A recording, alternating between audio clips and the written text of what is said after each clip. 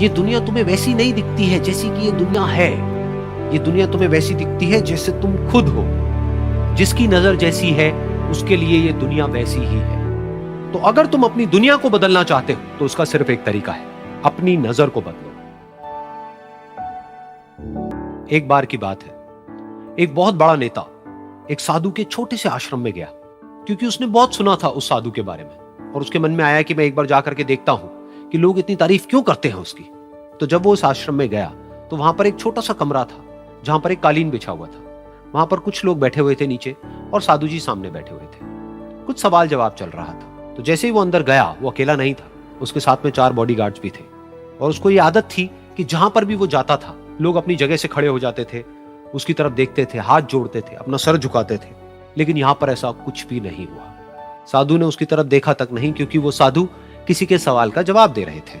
लेकिन नेता को इस बात पे गुस्सा आ गया। नेता को लगा कि ये मेरी बेइज्जती है। तो उस नेता ने साधु की बात को बीच में ही काटते हुए थोड़ा गुस्से से कहा, मैं आपसे कुछ कहना चाहता हूं। साधु ने उसकी तरफ देखा और बोले, आप थोड़ी देर रुकिए, पहले मैं इनके सवाल का जवाब दे लूं, उसके बाद में मैं आपसे बात करूंगा। तब तक अगर आप चाहें तो आप बैठ सकते हैं। बस साधु का इतना कहने की देर थी। नेता का चेहरा गुस्से से लाल हो गया और फिर उसने अपना सारा गुस्सा उस साधु के ऊपर निकाल दिया।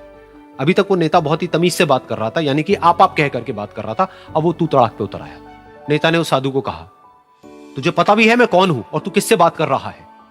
साधु ने उसकी तरफ देखा और कहा, मुझे इससे कोई फर्क नहीं पड़ता कि आप कौन हैं, लेकिन आप जो कोई भी हैं, अगर आप चाहते हैं कि मैं आपके सवाल का जवाब दूं या आपसे बात करूं तो आपको कुछ देर रुकना होगा। और साधु के ये कहते ही नेता गुस्से से पागल हो गया और वहीं सबके सामने चीखने चिल्लाने लग गया, अब मैं तुझे तेरी असली औकात दिखाऊंगा।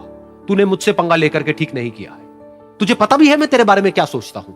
साधु ने फिर से उसकी तरफ देखा और बड़े ही प्रेम से कहा कि मुझे इससे कोई फर्क नहीं पड़ता है कि आप मेरे बारे में क्या सोचते हैं।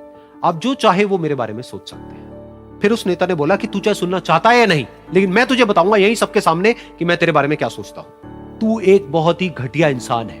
तू कोई साधु नहीं है, तू एक ढोंगी है, पाखंडी है और यहां पर जितने भी लोग बैठे हैं उन सबको बेवकूफ बना रहा है। तेरा बस एक ही मकसद है कि इन लोगों की जेब में जितना भी पैसा है वो सब तेरे पास में आ जाए। तू अपने फायदे के लिए इन लोगों का इस्तेमाल कर रहा है और अब मैं तुझे नहीं छोड़ने वाला। तेरा पर्दाफाश करके रहूंगा पूरी दुनिया के सामने।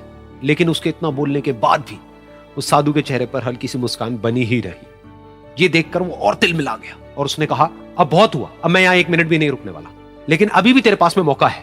अगर मुझसे माफी मांगनी है या मुझसे कुछ कहना है तो कह सकता है।